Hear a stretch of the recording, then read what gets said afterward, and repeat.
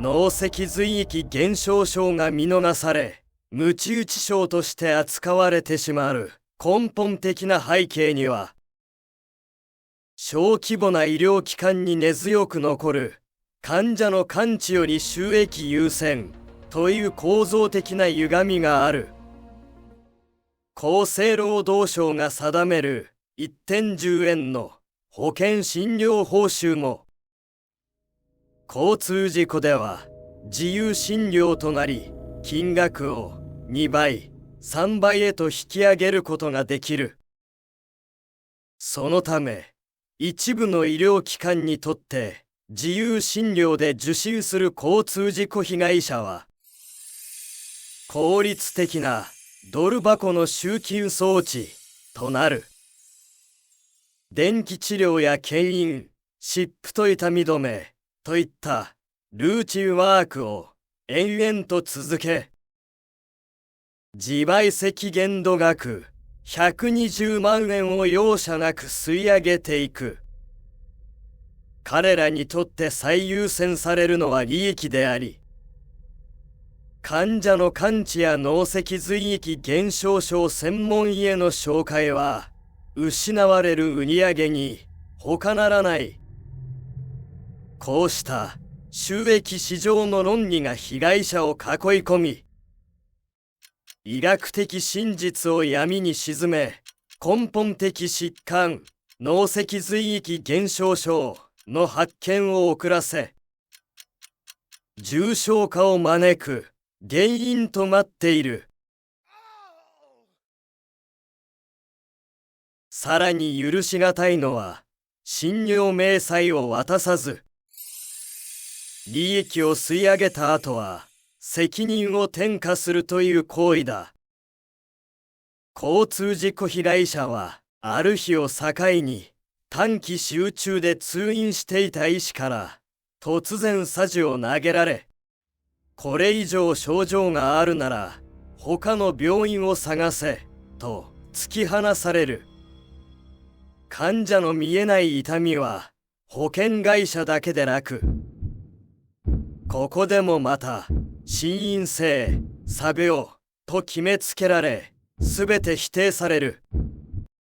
そして中には髄液漏れを初心から把握していながら、収益を失うことを恐れて専門医への紹介をしない医師がいる。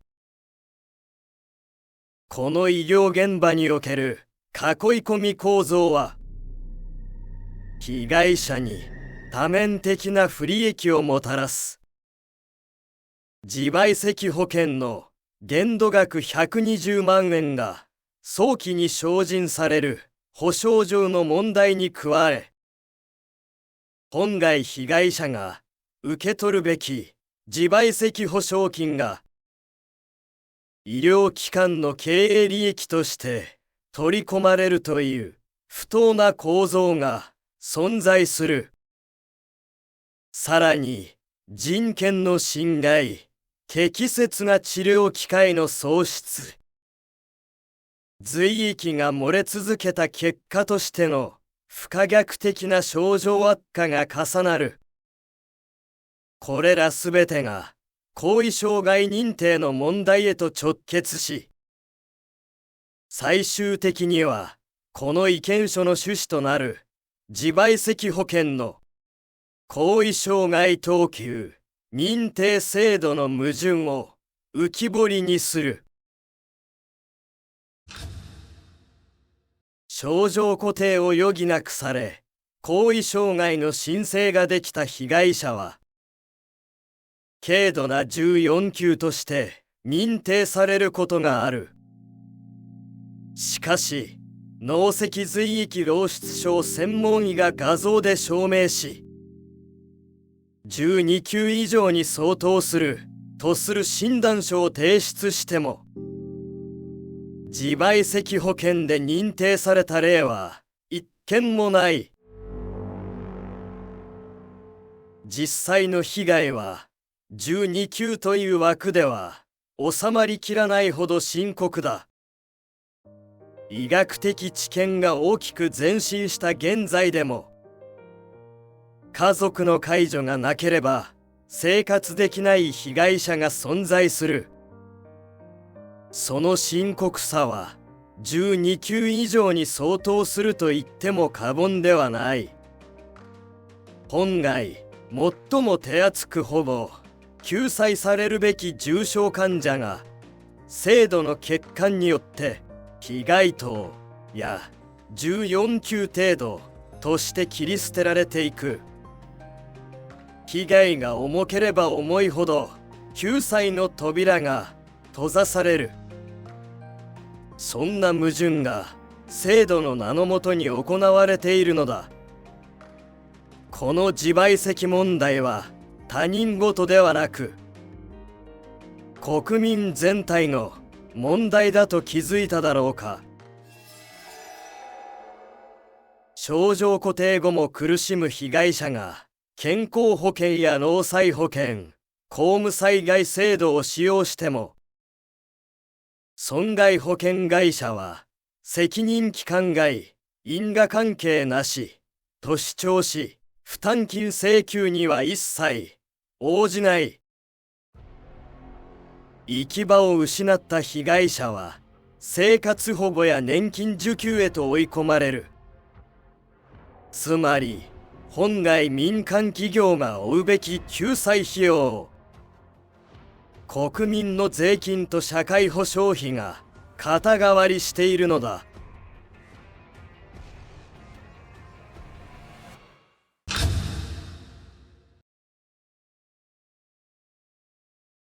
自賠責保険を扱う損害保険料率算出機構と自賠責調査事務所の審査過程は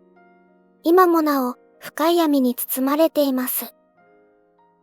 誰がどのような根拠で判断しているのか、被害者や遺族には一切知らされないブラックボックス。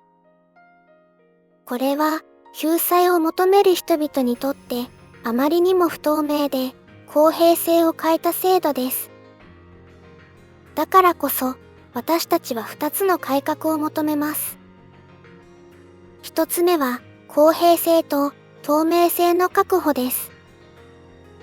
労働者災害保障保険制度のように被害者や代理人、裁判所が自賠責保険審査の根拠資料を確認できる仕組みを導入すべきです。自賠責保険の財源は国民の負担で成り立っています。だからこそ公正で公平な審議が不可欠なのです。なぜ認められなかったのか、どの基準で判断されたのか、判断した医師の経験や専門性はどうか、それすら示されない却下がもはや許される時代ではありません。2つ目は専門医による後遺障害等級認定体制の整備です。高次脳機能障害認定システムと同じく医学的根拠に基づき複数の専門医が診断する仕組みが必要です。厚生労働省も脳脊髄液減少症の治療を担っているのは日本脳脊髄液漏出症学会の医師であると認識しています。専門集団によって自賠責保険の後遺障害等級審査を行うのは極めて自然で当然のことなのです。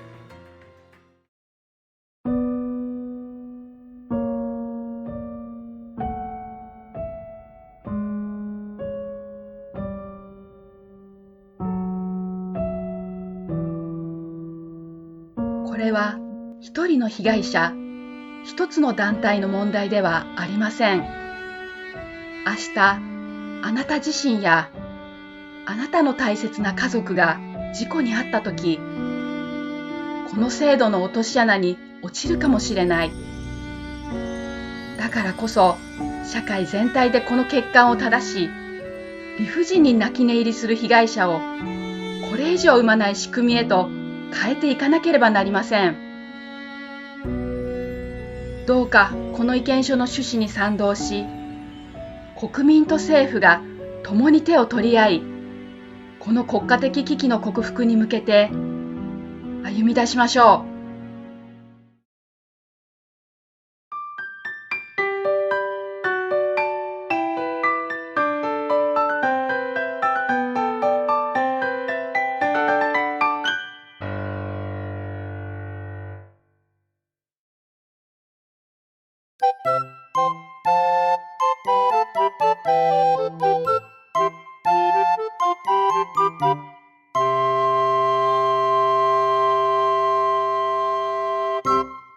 また見てね。